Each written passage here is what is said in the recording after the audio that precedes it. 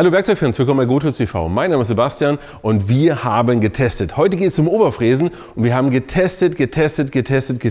Und das hier ist nur ein Teil der Tests. Denn wir wollten wissen, wie stark sind Oberfräsen eigentlich im Vergleich. Denn ist es eigentlich so, dass hier die kleine Akku so viel schwächer ist als die Kabelvariante? Ist es so, dass man sagt, naja, 40 Volt ist ja okay, aber es muss noch Kabel sein? Denn wir werden heute alle Fräsen standardisiert gegeneinander testen und wissen, wer ist der schnellste und vor allem welche Fräse ist auch die langsamste. Und übrigens, wie immer, kannst du natürlich in diesem Video etwas gewinnen. Und was kannst du gewinnen? Wie immer Werkzeug. Du kannst einfach bei uns auf die Seite gehen, da kannst du dir mal anschauen, welches Werkzeug es denn ist. Denn wir haben immer einen kleinen Pool an Werkzeug, da kannst du dir, wenn du gewonnen hast, eins aussuchen, kannst sagen, das hätte ich gerne und dann kommst du direkt zu dir nach Hause. Und du kannst auch ganz einfach teilnehmen, du musst nichts machen, außer einfach mal unter diesem oder anderen Videos kommentieren. Übrigens, wenn du unter mehreren Videos kommentierst, hast du auch mehrere Gewinnchancen, wenn das mal nichts ist. Bei uns auf der Webseite kannst du uns nachschauen, ob du gewonnen hast oder nicht. Das heißt, einmal in der Woche vorbeischauen, lohnt sich in jedem Fall. So, jetzt aber ab zum Test.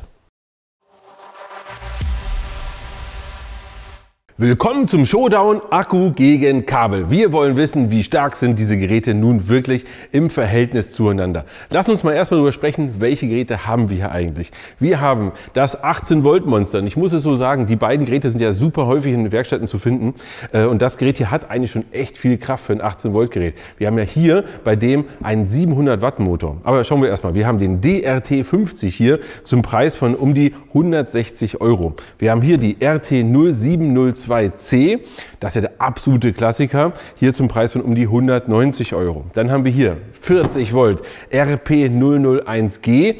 Das hier ist ein absolutes Monster. Also das ist nicht mehr eine normale Fräse. Also es ist schon eine normale Fräse, aber wir haben hier schon die Möglichkeit, 12 mm Spannzangen zu verwenden, also auch richtig fette, große Fräser einzusetzen. Und das Gerät ist auch dafür vorgesehen, das zu haben. Über Kraft reden wir auch gleich nochmal. Bei dem sind wir schon beim Preis von rund 260, 270 Euro. Übrigens, alle Geräte und auch ein paar Fräser und so weiter findest du natürlich wie immer im ehrlichen Preisvergleich unten in der Videobeschreibung verlinkt oder geh einfach auf gotools.de.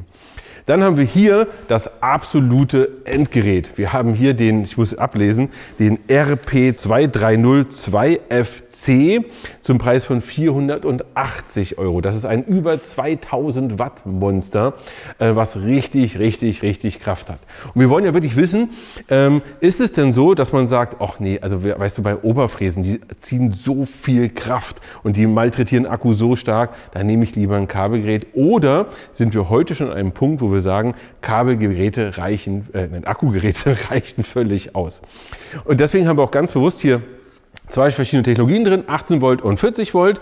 18 Volt herkömmlich, guter Akku, alles super. 40 Volt deutlich leistungsstärker, das heißt, der hier braucht, man kann wesentlich mehr Energie hier rausziehen, bis der wirklich mal heiß wird. Ich erkläre es für dich ganz einfach, weil genau darum geht es am Ende des Tages. Weil Energie liefern die alle. Aber je schneller du eine große Menge Energie abziehst, umso heißer werden sie und umso heißer sie werden, umso schneller schaltet sich der Akku auch ab und geht in den Notbetrieb bzw.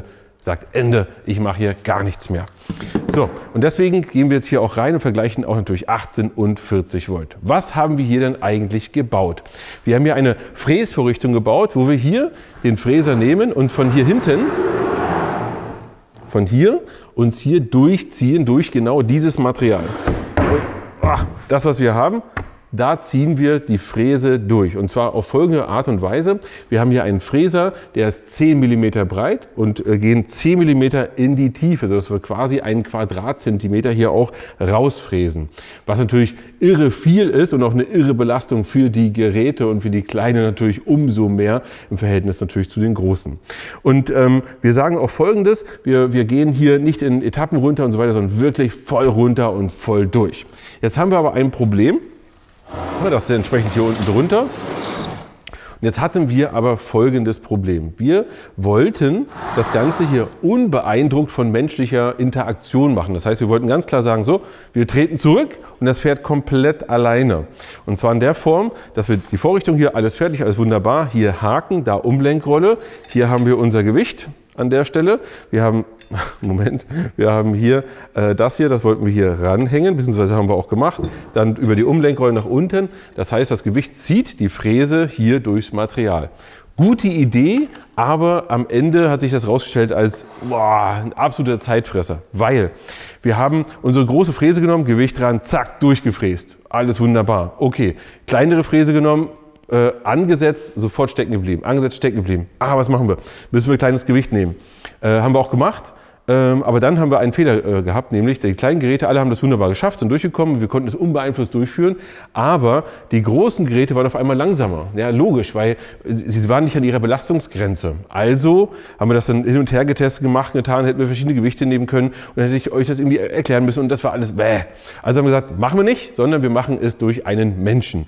Und zwar haben wir trotzdem eine gleichmäßige Bedienung, gleichmäßige Fahrt, die wir haben, aber ein Mensch hat einen riesengroßen Vorteil bei einem Menschen, der kann hören, fühlen und auch sehen, wann ist die Fräse an ihrer Belastungsgrenze und kann sie da auch ranführen. Und wir haben einige Tests gemacht und gesagt, okay, doch, das funktioniert eigentlich ziemlich gut und machen dann mindestens 3, 4, 5 Tests, also mindestens 3, wenn wir aber irgendwie uns doof anstellen, nochmal weitere Tests und schauen, was ist die schnellste Möglichkeit, hier mit der Fräse durchzukommen und so an ihrer Grenze halt zu arbeiten. Und das haben wir auch gemacht. Und jetzt fangen wir einfach mal an, und zwar bei unserer kleinen Akkufräse. Wie gut hat die sich jetzt eigentlich geschlagen? Wir sehen jetzt hier genau, was das Problem ist. Wir haben die kleine Maschine genommen, hier unser schönes Akkugerät, und Holger hat das etwas zu sehr reingeschoben, sodass das Gerät sofort gestoppt ist. Er hat das gleich nochmal einen nächsten Test gemacht und das ist etwas sachter durchgeführt. Und was man hört ist, die Maschine quält sich ohne Ende. Es ist eine extreme Vibration im Gerät, und zwar so stark, dass wir sogar einige Mal das Problem hatten, dass der Fräser sich gelockert hat, weil es einfach extrem in der Vibration war. Und man merkt dadurch Folgendes, wenn wir uns jetzt den Test uns auch angucken, wenn wir gleich am Ende rauskommen beim Ergebnis, was wirklich nicht so schön war. Und zwar merkt man an der Stelle, die Fräse ist nicht dafür gemacht, diese Extreme zu machen, also in diesen Extremen zu arbeiten und so tief rein in Hartholz. Wir haben die Tests übrigens auch nochmal gemacht mit weichem Holz. Das kann die Fräse, also das kriegt sie hin, aber da ist sie schon so gut an der Grenze. Wenn du jetzt also ergo als Erkenntnis das Ganze anschaust, siehst du, diese Fräse kann grundsätzlich natürlich Hartholz, aber 1 cm breit, 1 cm tief ist deutlich über der Lastgrenze dieser Fräse. So viel Energie kann sie einfach nicht aus dem Akku rausnehmen und hat dann einfach und regelt dann auch runter. Das hört man, das merkt man auch, und sie wird wirklich auch unruhig. Wenn du mit ihr arbeiten möchtest, nimm bitte Folgendes: Geh 1 mm rein, dann schafft sie auch, oder meinetwegen auch 2 mm, dann schafft sie auch ohne Probleme den 1 cm Breite oder die 1 cm Breite, kann durchs Material durch, geht ein bisschen tiefer, tiefer, tiefer, und dann funktioniert das auch. Aber du siehst hier, von der Kraft her ist sie schon wirklich etwas limitiert. Wir haben eben gesehen, das waren 40 Sekunden mit der Akku-Variante, jetzt die Kabel-Variante. Und jetzt sehen wir auch genau, was ich meinte mit Rantasten an das Maximum, was irgendwie geht. Erst einmal, wir sehen, das Gerät zieht deutlich stärker durch. Der erste Test waren so 12, 13 Sekunden, der nächste auch so etwa in diesem Bereich.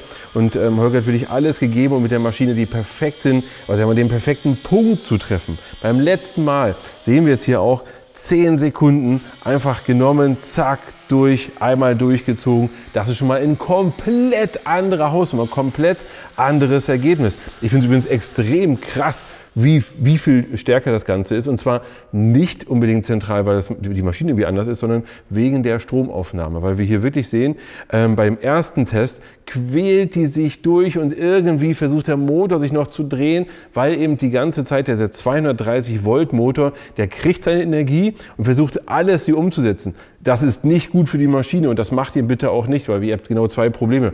Nummer 1, der Motor wird irre heiß dadurch, ja, nicht nur der Akku, sondern immer auch der Motor wird irre heiß, und Nummer 2, das Fräsergebnis ist auch richtig schlecht, muss ich sagen. Es wird überhaupt nicht gut, weil der dreht sich nachher nicht mehr mit den 10.000, 20.000 Umdrehungen, sondern er dreht sich dann vielleicht noch mit 500 oder 1000, dann hast du kein sauberes Fräsbild, lass das sein. Aber wir haben jetzt schon gesehen, Unterschied von 40 auf 10 Sekunden. Krass, oder? Und jetzt gehen wir zu 40 Volt. So, wir sehen hier, Holger wollte zu viel, er hat mit zu viel Vorschub gearbeitet, hat es wirklich dann ausgedrückt bekommen.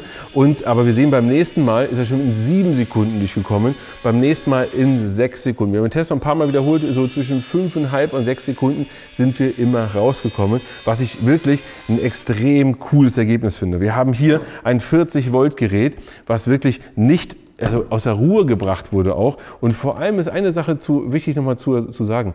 Bei den kleineren war es so, dass die Vibration doch deutlich da war. Bei dem großen, beim 40 Volt Gerät hier nicht mehr. Wir haben ja auch einen größeren Korb, einen größeren Motor. Alles ist etwas größer und stabiler auch ausgelegt. Und hier sind wir wirklich sehr, sehr souverän durchs Material durchgekommen. Aber immer noch kein Vergleich zu unserem großen Kabelgerät. Jetzt ist hier Party. Wir sehen hier Nummer 1, 4 Sekunden. Einfach in 4 Sekunden, wumm, durch.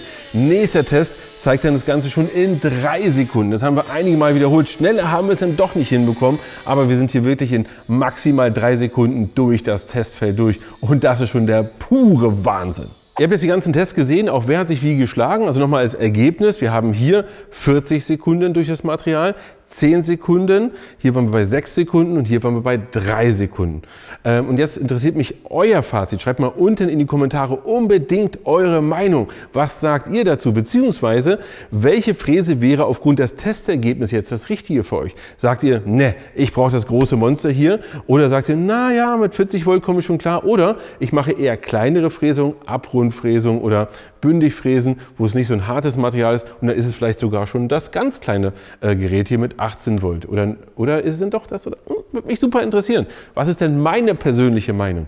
Ich persönlich bin der Meinung, wir brauchen mehr als eine Fräse. Sind wir mal ehrlich, eine Fräse, keine Fräse. Ja, wir brauchen, aus meiner Sicht würde ich persönlich genau diese beiden hier kaufen. Warum? Ich würde den hier nehmen als Abrundfräser für kleinere Arbeiten, für kleine, feinere Arbeiten und damit komme ich super klar. Wenn ich mobil arbeite und gerade nicht so viel zur Hand habe, dann kann ich damit auch mal was Tieferes fräsen und komme damit immer noch ins Material rein und kann mir behelfen. Aber grundsätzlich würde ich so eine kleine Fräse schon immer auch bei mir mit im Werkzeugkasten drin haben wollen. Und ansonsten wäre ich bei der hier.